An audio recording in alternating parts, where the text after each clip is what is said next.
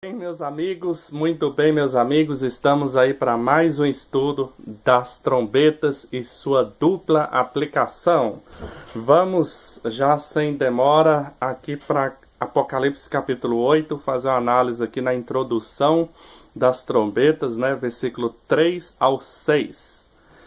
Muito bem, aqui no versículo 3 nós encontramos um anjo em pé junto a um altar e ele pega ali muito incenso, né, e coloca no incensário de ouro. O texto faz questão de falar: foi-lhe dado muito incenso. E depois ele sobe, né, versos 4 e 5, com incensário para o altar de ouro. E ali ele enche de fogo do altar, né? O incensário é cheio de fogo. E ele lança sobre a terra. E nós temos trovões, vozes e terremoto. E então as trombetas começam a se tocar.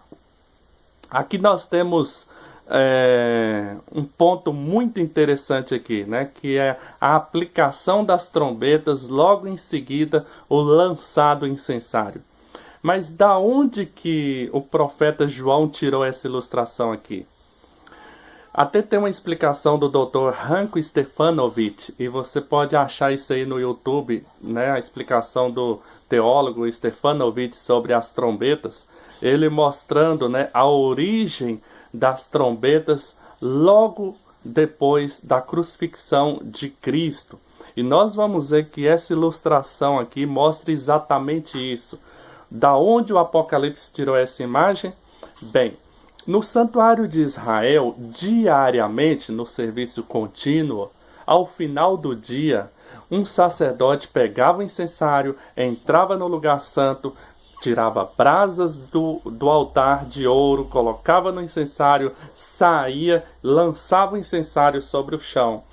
E então 7 sacerdotes tocavam as trombetas. E aí era um momento de alegria e júbilo para o povo de Israel, porque Deus havia ouvido as suas orações. Então é daí que o Apocalipse tira esta imagem para o início das trombetas. E nós sabemos que esse serviço diário que acontecia em Israel representa o sacrifício de Cristo, a intercessão de Cristo a nosso favor. Era ao final do sacrifício da tarde que o santuário, que o incensário era lançado e as trombetas tocavam. Então isso significa que o cumprimento histórico das trombetas, né, partem da cruz de Cristo. Inclusive aqui fala de 2 altares, um altar do holocausto e o outro o altar de ouro de incenso. O altar de holocausto nos santuários no Apocalipse não se encontra no céu. O altar dos holocaustos se encontra na terra. A terra é o pátio do santuário celestial. E o altar dos holocaustos é exatamente a cruz de Cristo. Sim, meus amigos, da cruz de Cristo foi oferecido muito incenso. E isso é óbvio, porque o sacrifício de Cristo foi uma enorme provisão em favor do pecador. E no contexto do Apocalipse, que é um conflito entre a igreja, o povo santo e os inimigos de Deus, o reino do inimigo e o reino de Deus, na cruz de Cristo foi conquistada a vitória, a garantia da vitória do povo santo. Então é por isso que imediatamente após aquela cena são derramados juízos sobre os inimigos de Deus. E nós já vimos no estudo anterior que os juízos das 7 trombetas começaram na destruição de Jerusalém em 70. Aliás, as trombetas, elas não caem sobre o povo de Deus. Nós já vimos que o centro de atuação das trombetas é o reino do inimigo. Inclusive no livro Grande Conflito, né, a irmã White diz que não morreu nenhum cristão na destruição de Jerusalém em 70. Então aqui, meus amigos, o texto está mostrando que esse muito incenso aqui representa o sacrifício de Cristo na cruz. a intercessão de Cristo. Muito bem. Nesse sentido, a profecia teve um cumprimento pontual na história. E aqui também há com muita clareza a justificação pela fé, a salvação por Cristo, por Cristo. E agora eu quero mostrar para vocês um outro ângulo dessa profecia. Assim como mostrei que a profecia de Malaquias tem duas aplicações, o Elias simboliza João Batista na primeira vinda, mas também simbolizava o fiel Elias, representa o povo de Deus no tempo do fim, preparando o mundo para a volta de Jesus.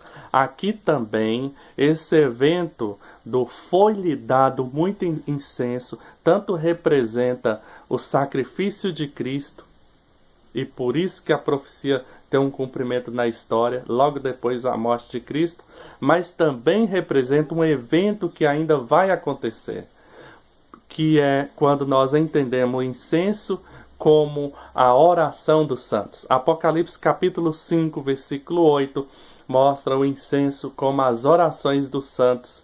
E nós sabemos que os santos no Apocalipse passam por martírio, perseguição, e eles clamam por justiça, pelos juízos de Deus.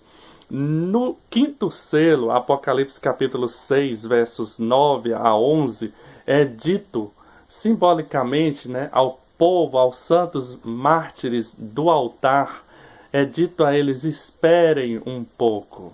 E eles clamam por juízos, mas ainda não havia completado o número dos mártires. Então, nesse sentido, ainda vai se cumprir no futuro.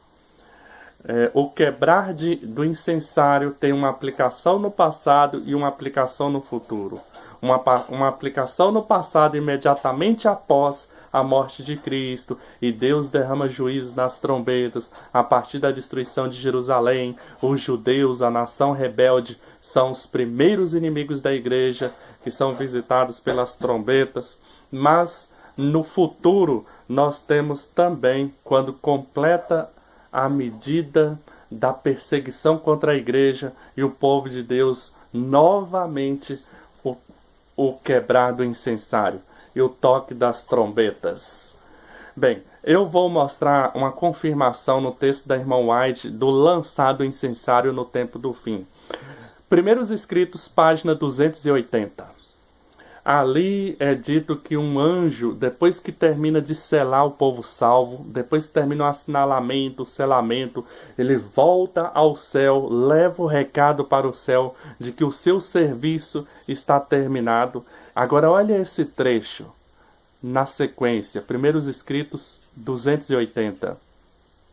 Então vi Jesus, que havia estado a ministrar diante da arca, a qual contém os 10 mandamentos, lançar o incensário. Lançar o incensário. Perceba a irmã White fazendo uma aplicação futura para o lançar do incensário. E segundo a Bíblia, o único lugar na Bíblia que tem essa linha aí que a irmã White fala, lançar o incensário, o único lugar na Bíblia que tem essa expressão é imediatamente antes do toque das 7 trombetas, aqui em Apocalipse capítulo 8, versículos 3 em diante. Então, segundo a Bíblia, logo que o incensário é lançado, as trombetas tocam. Então, nós vamos ver que tem um toque das trombetas no curso da história após a morte de Cristo, mas também no tempo do fim, após o selamento do povo de Deus. Até aqui eu acho que Deus já derramou alguma luz, que você já está começando a perceber a dupla aplicação da profecia das trombetas. Mas eu vou parar por aqui. No próximo vídeo vamos aprofundar mais. Deus abençoe, Deus te ilumine e vai conferindo, examinando nas escrituras e nos testemunhos, como bom bereano, para ver se as coisas não são de fato assim. Deus abençoe a você. Até a próxima.